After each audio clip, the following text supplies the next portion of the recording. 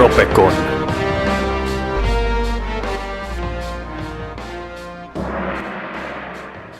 Good evening, gentlefolk.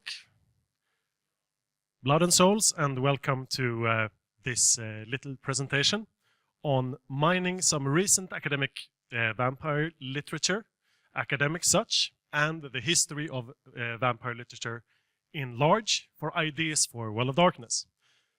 Sad beer is sad because there's not going to be any Goral or other monsters either. I got so absorbed by the vampire stuff that this will be almost exclusively on vampires.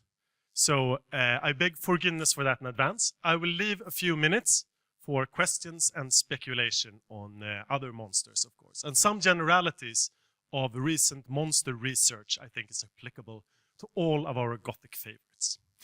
I'm Martin Ericsson, and I work at a company called White Wolf.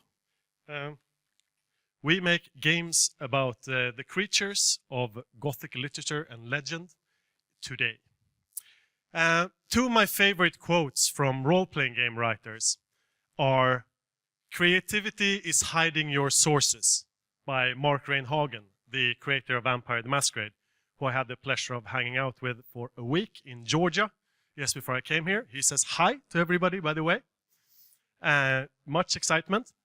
And my second favorite quote on preparing or understanding culture for role-playing games is Mike Pondsmith's "Immerse yourself in the genre" in a sidebar in Cyberpunk 2013 already, where he gave the tip of diving deep into the genre that you are representing. In his case, Cyberpunk, and in our case, the Gothic literature and its modern derivatives. So today I will not hide my sources, but I will speak openly about some things that are inspiring me right now. I've been on vacation, meaning that I've done things like, go to Georgia, but also I've had time to read some amazing academic books on the evolution of the vampire story. Beginning with The Rise of the Vampire by Eric Butler. He is not a merciful man towards vampires. You will see why. It is very interesting and very good critical discourse on vampires. But also a Swedish author called Anna Höglund, who has written Vampyrer, Vampires, with a very recent edition based on the vampire romances, the much maligned vampire romances of latter years.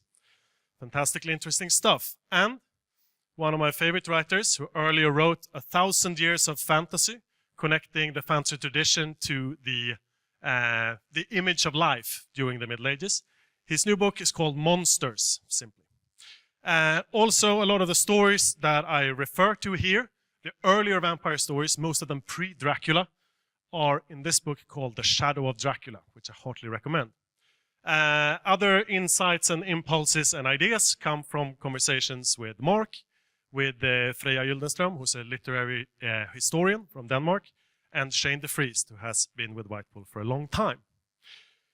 And fair warning, this is about vampires, historical vampires, and the connotations of vampires through the ages, meaning that there is some fairly juicy and transgressive and potentially offensive stuff, since vampires are monsters and have always been read in quite explicit ways. So due warning, it has a mature content warning for a reason. So yes, what can we learn from vampire literature when returning to Well of Darkness? When I talked to Mark, he said that, of course, the clans and the archetypes of Vampire the Masquerade are drawn directly from the Western vampire literature and myth. He said he had 9 months to write Vampire. We have about 12 months to write the 5th edition. He made about 1 or 2 days of research at the library. I thought I would do better and do at least a couple of weeks during my vacation.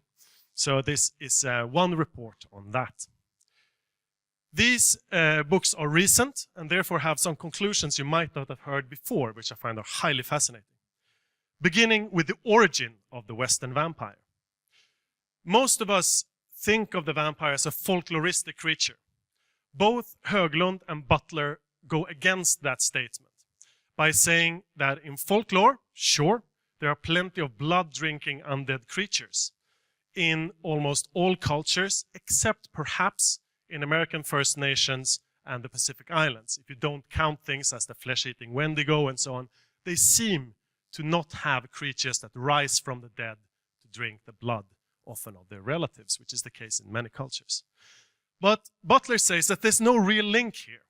Vampire literature simply invents or cherry picks from a wide variety of myths to suit the needs of their narratives and specifically the political points they try to make. Höglund is more specific, saying that the vampire in Western literature is specifically a power improvisation on Eastern folklore for political propaganda, based on local legend, but not necessarily derivative of it. So let's begin with the question, what is a power improvisation? The classic power improvisation would be something like this. Western colonialists who come to an island in the Caribbean, they encounter Westerners and ships for the first time. In their legends and myths, there is the story of a great northern paradise where they will be rewarded for their virtues in life. And of course, the Westerners, upon hearing this story, says, "Oh yes, that is us. Join us, come in our ships, climb aboard," and then are then taken away to slavery. It is using folklore to manipulate, to make a point, and to drag people in. That is the classic definition of a power improvisation. According to Höglund, the vampire in literature is almost always a power improvisation upon previous generations of vampire literature. A point she makes throughout the mass of examples she gives in her book. The very initial improvisation that both Butler and Höglund believes are the origin of the Western vampire myths occurs somewhere in the early 1700s in Hungary. Hungary, as it is during this time, a battleground between Catholicism, Greek Orthodox Church, and Islam. And the initial cases of reported vampirism are Austrian colonialists inside of Hungary who have been infected with the Muslim plague of vampirism. These are cases of exhumations where they open the graves and find that the body has not decomposed. That happened at the same time as a number of unexplained deaths. To the Hungarian, primarily Greek Orthodox population, these were examples of vampires, supernatural creatures whose souls had been destroyed by their heretic faith. Thus, they rose as vampires to feed upon the living. These graves were dug up, the stakes put through their heart, their hands cut off, their heads cut off, and put on display to show the fate of people who collaborate with the Muslim invaders. They were called vampires, and they were real. In a letter to the Archbishop of Paris, the famous Enlightenment writer Jean-Jacques Rousseau writes that there is no more well-attested account in the world than the existence of vampires. Vampires were absolutely real to the people of the day. And it is at least as real as any clickbait story of political magnitude that goes around the internet today. It was believed, maybe not confirmed. There were a number of vampire epidemics that were reported as news in newspapers during the time. And during this time, it came into being as a modern creature, very much about the troubles of that time, but framed as an ancient being that has always existed, rooted in ancient myth, to give it credibility and believability. Vampires and believability have a long history. If we look at most of the early vampire stories, Carmilla, Dracula, Polydorus the vampire, and even later ones, they are often given as true accounts. Carmilla is presented in a collection of works that is said to be the belongings of a medical doctor who has much proof that the events of Carmilla actually happened. And famously, Dracula is a series of letters and are steeped in the detail of the time to make it a highly believable story. The same thing partially goes for our first-person narratives, such as Anne Rice's Interview with a Vampire, which is framed as a tape recording of an interview with an actual vampire, or even Twilight, who is told in the active voice of Bella as her diaries. This is something that we often forget. The vampire has power when it's believable. This seems to be a trend.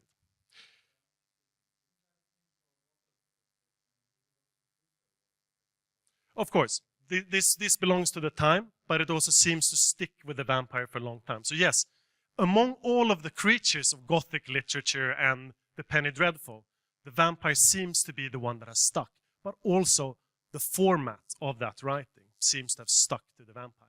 So yes, you're absolutely right. It goes for most stories during that time.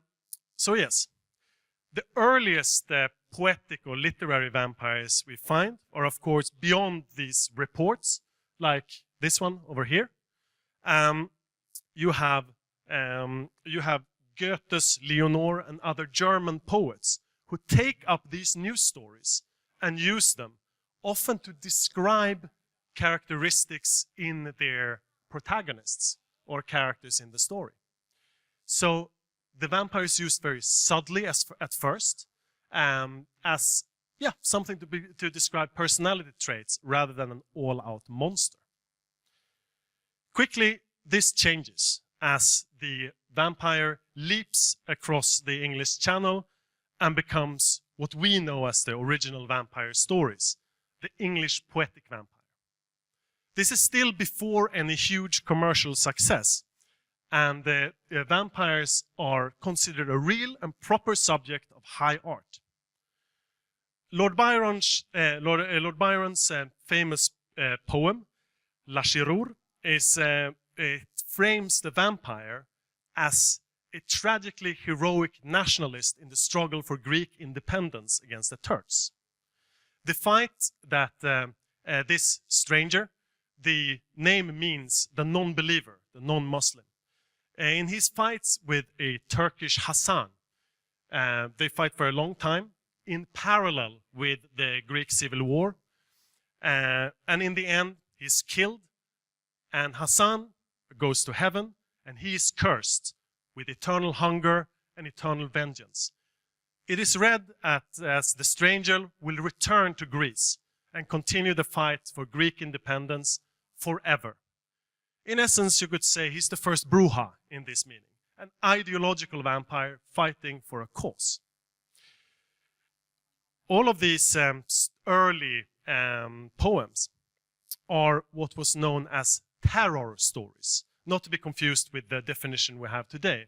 Terror was seen as a subtle and gentle way of presenting horror, in intimations, not in direct splatter or direct portrayal of horrific scenes, but as a subtext where the reader himself or herself creates much of the horror. Coleridge's The Rime of the Ancient Mariner was initially very much a vampire story.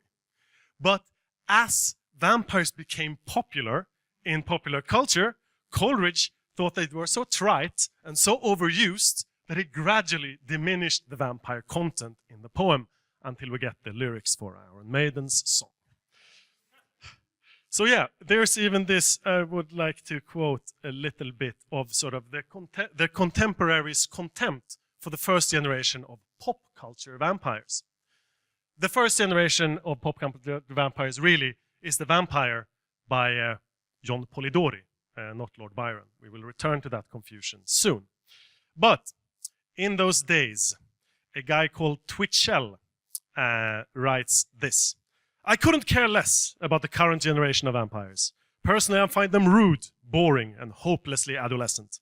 However, they have not always been this way. In fact, a century ago, they were quite often sophisticated, used by artists as varied as Blake, Poe, Coleridge, the Brontes, Shelley, and Keats, to explain aspects of interpersonal relations. However vulgar the vampires become since, as any 12-year-old can explain, it is important to remember that the vampire is one of the major mythic figures bequeathed to us by the English Romantics. The vampire became such a breakaway success with masses of theater portrayals, with sequels and spin-offs and shortened versions and illustrated versions, that the vampire's artistic value was basically destroyed instantly. Terror was seen as the sublime fear and psychological realism, hallowed by the late Romantics. And thus it was used. Often somebody was described as vampirical and could even drink blood as a way of describing their personality. Whereas after the vampire, many authors felt that it moves into populist horror. In-your-face fear, sex, and blood. And these are the commercially successful vampires that we know. The Gothic and Penny Dreadful vampires. So yeah, if we return to the vampire and its origins, it was actually written by a friend, or frenemy, should I say, of Lord Byron, called John Polidori. He was with the rest of the gang at their Viennese retreat, where Mary Shelley famously got the idea for Frankenstein and so forth and so forth. But he was ostracized from that group. And the vampire was his attempt at character assassination of Byron. The vampire described is a very over-sexualized person who tries to seduce the daughters of priests. He behaves badly in fine company, ignoring the hero of the story as he returns to London, believing the vampire dead. But of course, the vampire, being a vampire, is still alive, snubs him, and continues to wreak havoc until the main protagonist is so psychologically damaged that he kills himself. A fate that we think may also have happened to Polidori himself. As the vampire launched, it was ascribed to Lord Byron himself. The figure of the vampire became inextricably linked with Byron and his Byronesque type of new man ideal. Something that we can later call fatal man. In masculinity research, the male counterpart to the femme fatale, fatal woman. Fatal woman is something that comes quickly into the vampire. Derived from old Greek legends of the Lamia, who is a woman who is half snake and half woman, and a temptress cursed by the gods, who is strongly linked with the vampire, and especially female vampires. The muse and the vampire live in a very strong relationship during the early days, but also the syphilitic prostitute, the hysterical woman, and the refined and cultured victim of consumption, TBC. These were all images of bad women, of transgressive women who move outside of the norms of Victorian society. And they were dubbed vampires and fatal women. Carmilla, framed as improper companion for a young lady, with a famously read with lesbian undertones, is another example of this. Ironically, many literature scientists mean that this fatal woman became a role model and a vision to break out of conformative female roles instead of the deprecation and the accusation it was initially meant as. So, this is of course one of these examples where male literature becomes co-opted in the long run and hopefully for good. We often forget that vampires also have a strongly problematizing image of malehood. Male researchers see the fatal man as intrinsically connected with Byron and his own character. It's even called the Byronic vampire. The classic fatal man wants to be good. He wants to be the one great love of his lover, but he has hungers and passions and creativity that destroys his female lover in the end. We see the Byronic vampire in a myriad of figures throughout literature. What differs from Fatal Woman, as this is seen as kind of okay, because he's male, he's rich, he's often privileged, and he has a strong personality, meaning an individualism that becomes a new modern male ideal of the time, rather than a strong character, meaning adhering to the morals of society. These Byronic vampires are often highly conservative and highly progressive at the same time. And Höglund refers to Dorian Gray as one of these typically fatal men. So going from the interpretation of gender in Victorian society, we come to the big bestsellers of vampire literature that have surprisingly many similarities to the portrayal of Vampire the Masquerade and the World of Darkness in general. The Skeleton Count in Elizabeth Gray's forgotten vampire novel, which preceded the famous Varney the Vampire by almost a decade. The Skeleton Count is a refined gentleman who has a weird curse. He turns into a skeleton as soon as the sun sets. Maybe it's a Samedi or I don't know. But there's clearly a type of vampire we haven't much seen. But it's kind of the World of Darkness class weirdness that we see. His bride, Bertha, is a created vampire, created through alchemy and magic, even dubbed thaumaturgy in the text. So Bertha is one of the first artificially created vampires in literature. So a lot of Elizabeth's work was copied and included in Varney the Vampire, which was a serialized Penny Blood or Penny Dreadful, which ran for 270 something. It's like this thick when collected. And it's a mad romp beginning pretty much like Dracula, with a foreign, ugly, decadent nobleman sucking the blood of virgins and righteous men standing up to hunt him. And maybe this is because these are popular novels. Maybe this is a critique against the fading nobility of the time. But interestingly, Varney begins as a monster, but ends the story as a humanized protagonist, which is a very early example of a heroic vampire, well before Fred Saberhagen writes I, Dracula, or Anne Rice Interview with the Vampire. We get the perspective of the vampire. Varney chooses to end his terrible existence, spoiler warning, but jumping into the volcano Vesuvius, which is the only thing that can destroy him, because he's regenerated by moonlight, which is another thing we haven't quite seen in Vampire the Masquerade.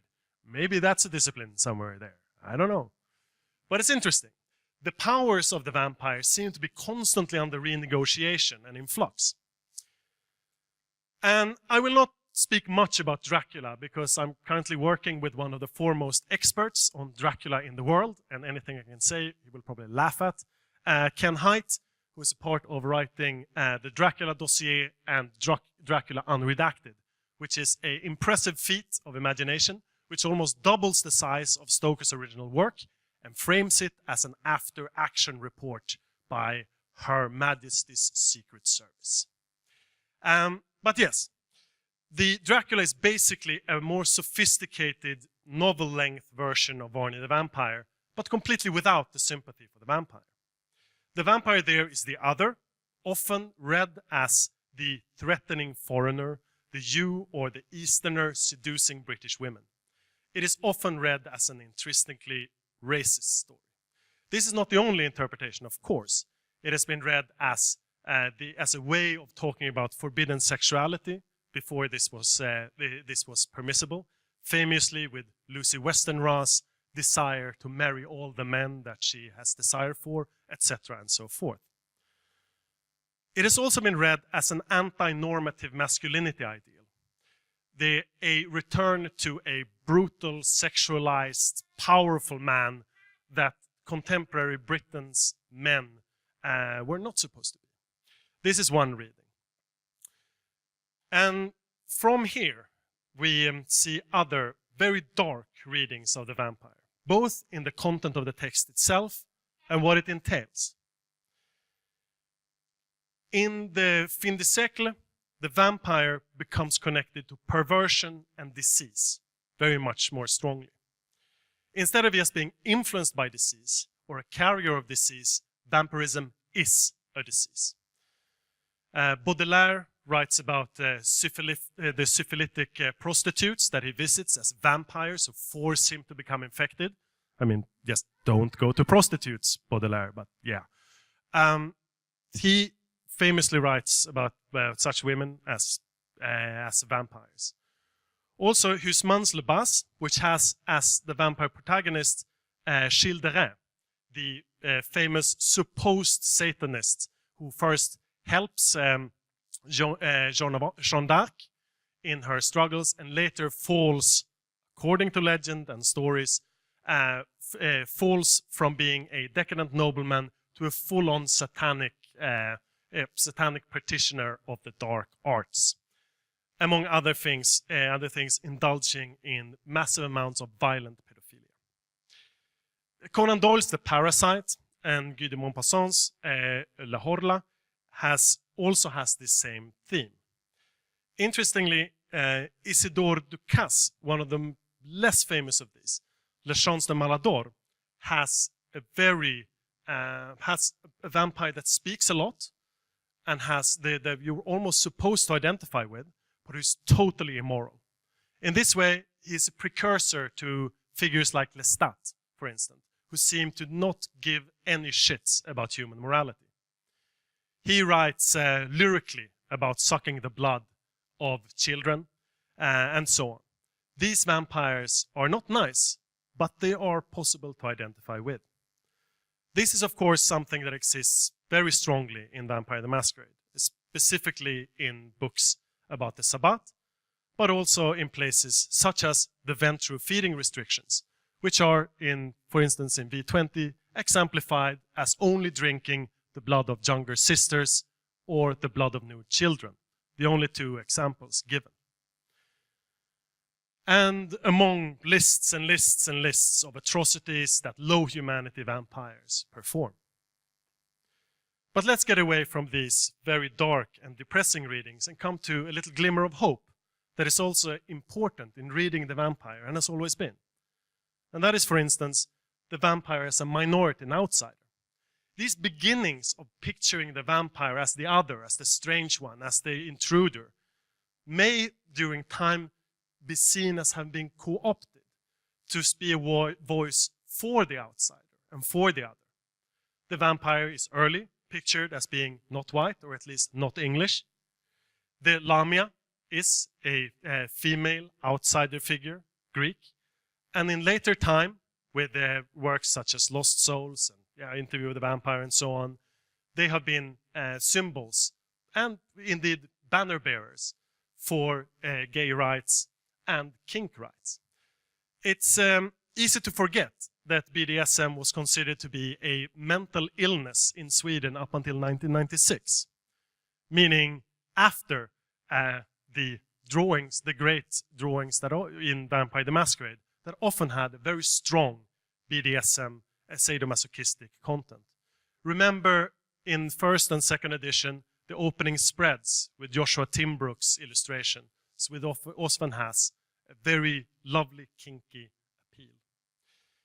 This reading has become so strong in Vampire the Masquerade that it was one thing that drew in a new audience of role players to the brand, and something that comes directly from readings of earlier vampire literature.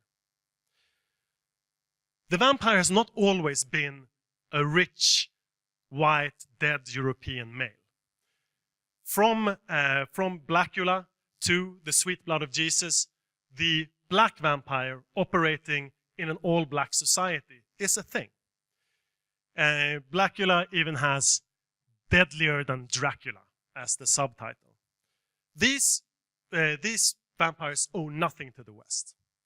These are distinctly anti-colonial stories where either a vampire is the evil beginner of the curse, who the lead vampire then rebels against and kills or tries to hunt down. Blackula is embraced by Dracula in an attempt to free his Ashanti kingdom, but Dracula betrays him. Enemies happen. But in The Sweet Blood of Jesus, a recent movie, the vampire owes nothing at all. We hardly see any white people in the movie, and vampirism is framed as an African legendary curse. So this power improvisation upon the theme of the vampire is highly interesting. It's also worth noting that in Rastafari lingo, vampire is a shorthand for white capitalist. The next step of monster evolution is something that we are very familiar with from Vampire the Masquerade, and that is the contrast between the humane vampire and the monster vampire.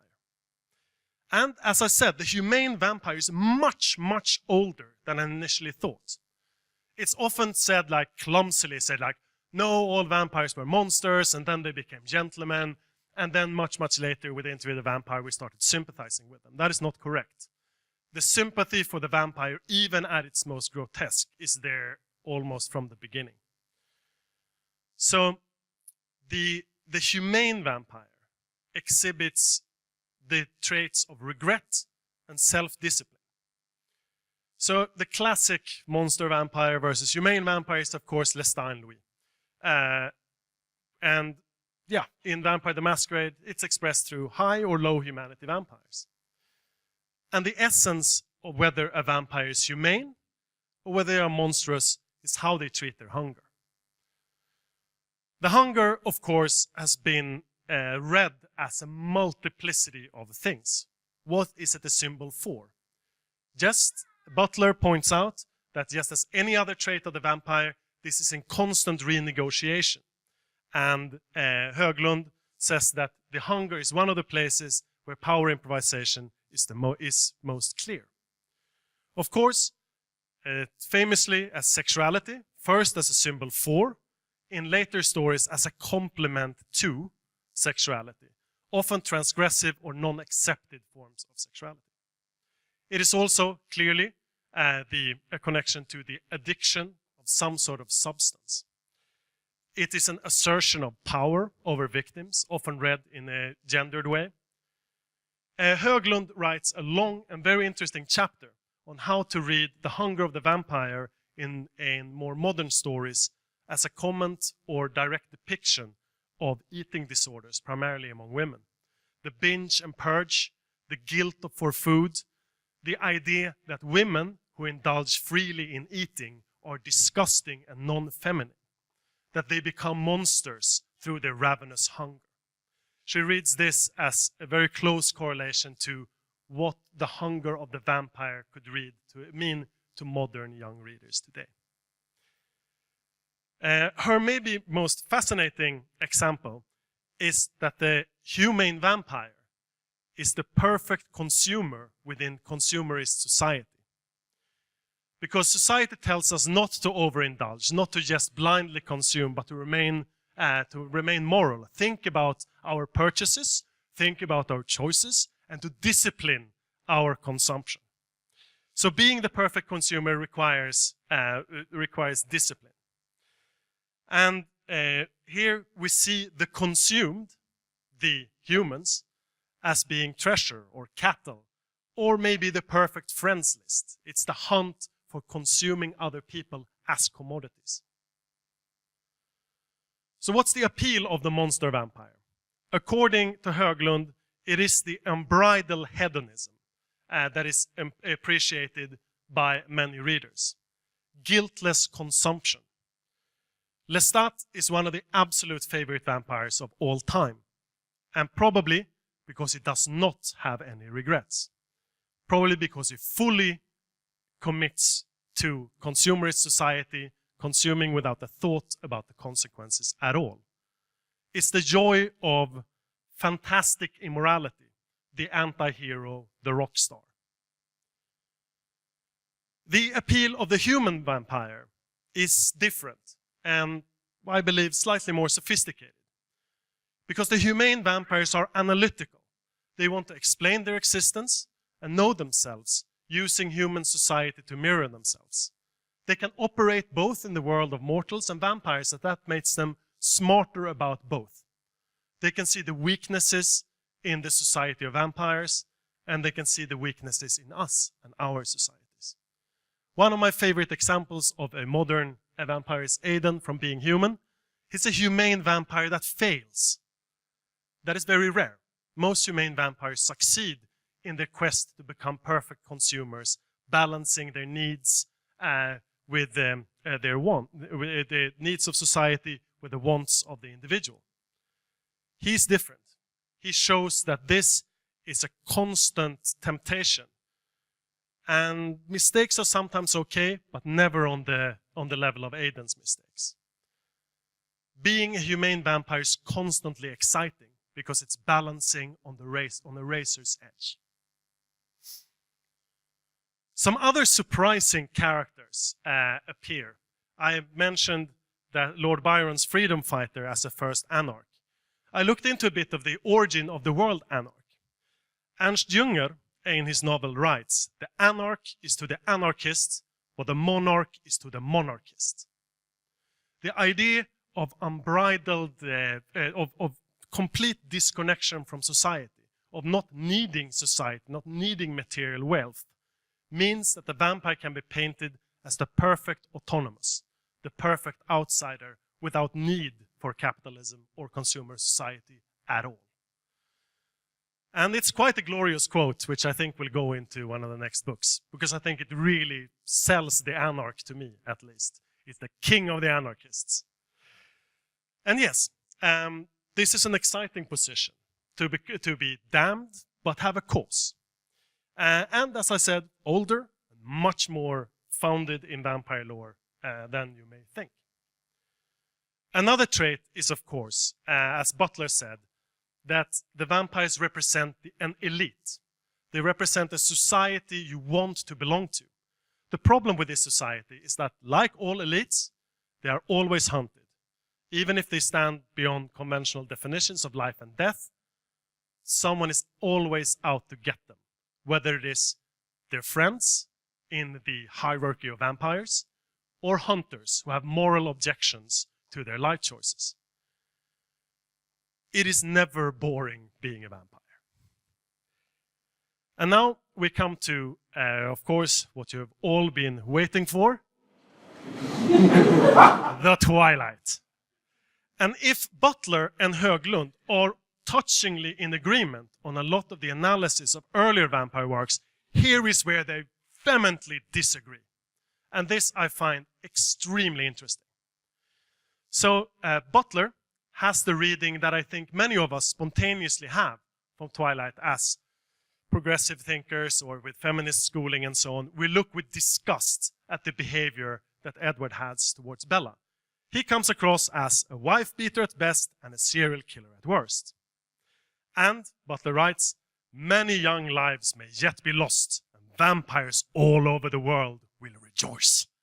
Because we school young women into accepting bad men who lose control of themselves, who beat them up, who do risky things, who have all these suppressed needs and addictions. So Twilight is schooling them to become victims. This is a very common reading. Höglund does another thing and starts going to the Twilight forums, starts reading the fan fiction, and starts following the debate about Twilight fandom. And what she finds is a completely different story. During Comic-Con, when Twilight was first represented, there was a huge uproar from male fans of Star Trek and Doctor Who and so on, that the Twilight fans are destroying Comic-Con. That all these screaming, hysterical women are not fans. They are something else. And here Höglund sees classic patriarchal, masculine disdain towards a group of young female readers. Instead, she sees the Twilight readers as critical readers, fully capable of separating fact and fiction, fully capable of having the thrill of the dangerous man, but realizing that that is not a good man and that this is a fictitious character. There are so many rewrites of where Edward falls in love with Jacob and leaves Bella without a lover, or and so on and so forth, that it's quite obvious that the standard Twilight reader doesn't swallow this up hook, line, and sinker, but reads it like you need to read any vampire story. It's a mix of glory and decay, of danger and fascination, and they are perfectly capable of making their own choices.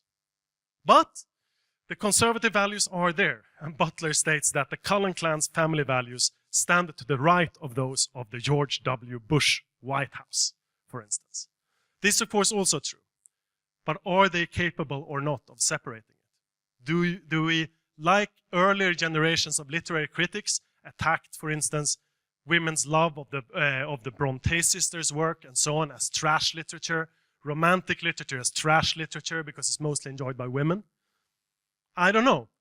I kind of used to be on Butler's side, but I think my next vampire book, because I can only read vampire books, one World of Darkness book a month, and every other month I can read something else that is also a vampire novel. So next one is going to be Twilight. And I think I'm going to like it if I read it from this perspective, of respecting the reader and their capacity to separate fact and fiction. Because there is no doubt that these mixed vampires are the ones that have given the rise of the vampire. This is percentage of mention of the word vampire in the English language. And, of course, we see somewhere here is Anne Rice. Somewhere around here is Vampire the Masquerade. Somewhere around here is Twilight. So there is no doubt that the vampire is more popular, more mentioned, more relevant than ever before. So why? Mr. Butler, why have the vampires gone viral right now? The list is I've taken up most of them. I think something that is particularly interesting for Vampire the Masquerade is his reading that the history of the vampires themselves is as rich and fascinating as the history of mankind, and it can always be deepened and expanded, and we can always learn more about ourselves through it. They incarnate various anxieties and so on and so forth.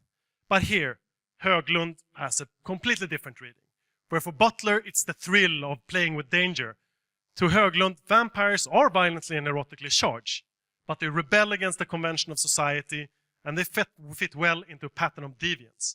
They respect the suspicion against power and old discarded norms.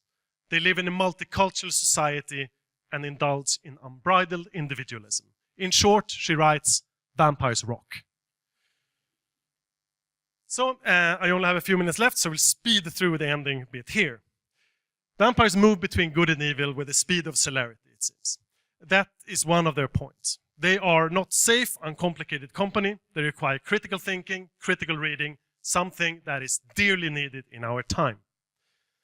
This critical reading is enforced again and again in Vampire the Masquerade, in saying it's a grayscale, it's a moral grayscale, there is no good and evil. This is an adult exploration of evil, not a simple black and white fairy tale. And my conclusion is also that Vampire the Masquerade does represent vampire culture very, very well. And that study of and awareness of vampire canon can inform and enrich vampire, of course. And also the variety of disciplines, the kinds of vampires, that vast range that exists in the World of Darkness and the constant reinvention is not to go against the tradition. It is rather exactly the tradition. This is the tradition itself. There's only one trait that unites them all, and that is the hunger for blood. So in short, the Ventrue, Dracula the Aristocrat, plus the Boronic Vampire, Toreador, the Lamia, and of course Polydorus the Vampire, Fatal Man and Fatal Woman, Nosferatu, Barney the Vampire, the Skeleton Count, Tremere, the Skeleton Count specifically, Childeret, both using thaumaturgy, Saint-Germain, and of course, it comes from Ars Magica, but that's obvious. Gangrel seems to be direct improvisation in Eastern folklore. The Malkavian is probably connected to the hysterical reading of the hysterical female, the insane vampire. But also, as Chris McDonough told me, it was because I gave Mark V for Vendetta. And Bruja, of course. The Vampire the Masquerade was started being written the day after Mark and Hagen had seen Lost Boys, but also lots of there. The indie clans, they come straight from Illuminatus, I can tell you, which has nothing to do with vampire literature. That is why these ones belong to vampire literature, these do not. They are directly, and this is admitted, they are directly taken from the factions of Robert Anton Wilson's Illuminatus trilogy. But you can say that maybe because Mr. Williams, who wrote the trait that Assamites become more dark over time, he's also the model for the card on front of Mage, for instance. He wrote them as black vampires, or the vampires that darken over time. So that was an attempt at representation also. Ravnos, of course, are a horrible way of using Roma folklore, but yeah, it's there somewhere. And the snake-like servants of Cthulhu can be read as Lamias, whereas the Sabbath clans and the Giovanni seem to come directly from 90s splatterpunk. The La Sombra, I still have no idea where it comes from. They are before the Darkness, the comic book character, The Darkness, so I have no idea where they come from. Simice, obviously, Necroscope by Brian Lumley and Clive Barker's Cenobites. The Giovanni, maybe a heritage, you know, the evil banker, Jewish vampire somewhere. And of course, a call out to one of the big sources of inspiration for Vampire the Masquerade, The Godfather. So what's up for the Vampire of tomorrow?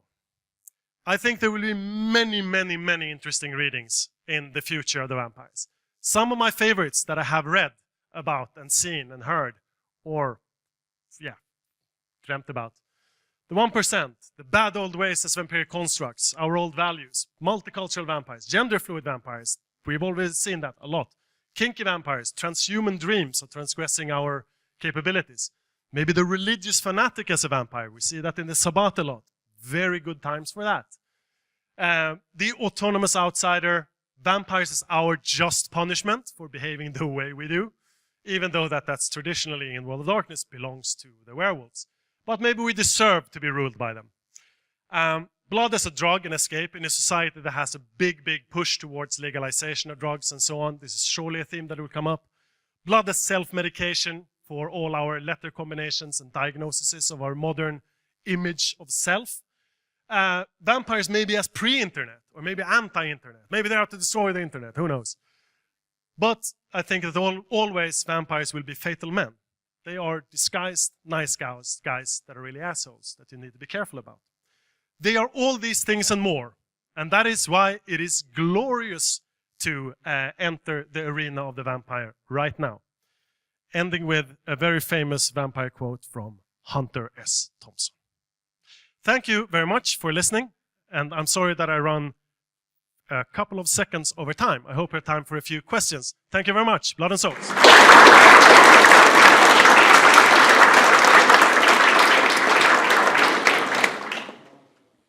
Yes, questions?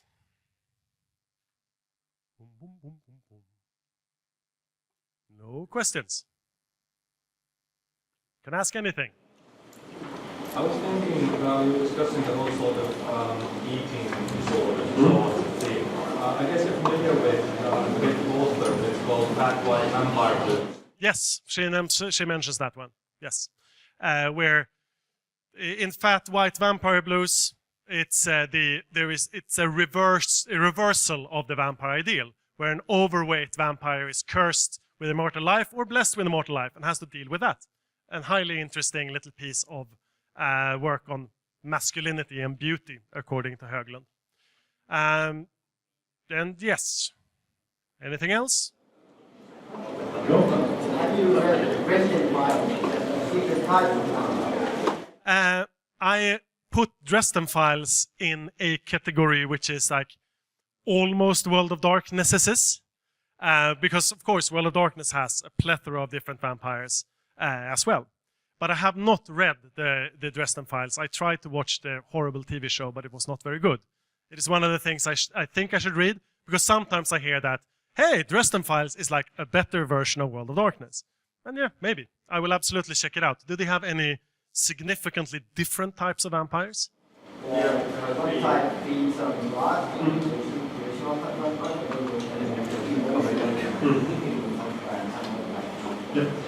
Yeah, the vampire feeding on emotions is, of course, something that one of the real-life vampire subcultures believe that they are psychic vampires and that they are actually real vampires that feed upon emotions in real life.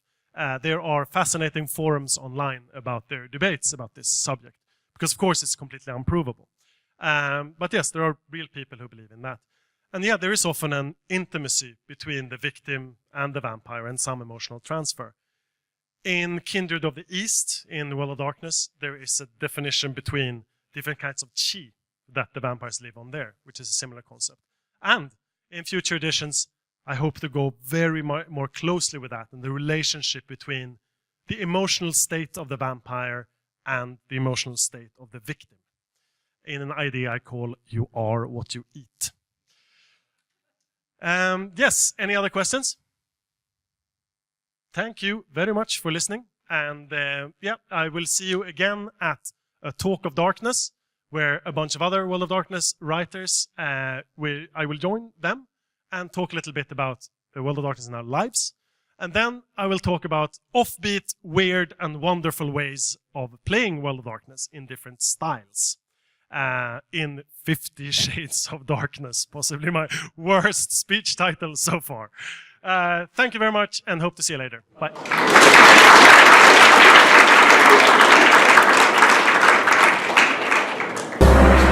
Ropecon.